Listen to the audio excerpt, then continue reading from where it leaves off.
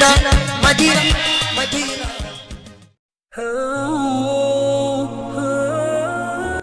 An naɗa tsohon sarkin Kano Sunusi na biyu Khalifan Tijjaniya a tarayyar Najeriya.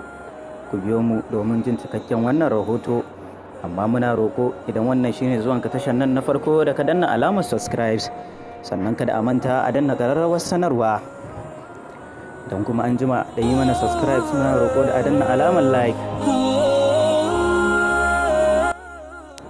A yau ne aka naɗa tsohon sarkin Kano Sunusi na biyu Malam Muhammadu Sunusi a matsayin jagoran ɗariƙar Tijjaniya na tarayyar Najeriya baki ɗaya.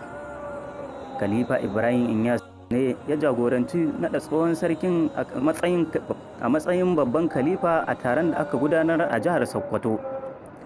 Sarki Muhammadu Sunusi na biyu yanzu ya gaji kakansa Khalifan Tijjaniya na farko a tarayyar Najeriya.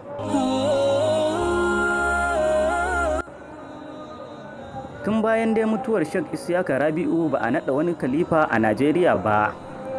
A taron yau ya samu halartar manyan jigo kuma jigajigai ta Tijjaniya ta ƙasa baki ɗaya. A cikin manya-manyan malaman sun haɗa da Sheikh Dahiru Usman Bauchi wanda shi ma jagora ne a wannan ɗariƙa.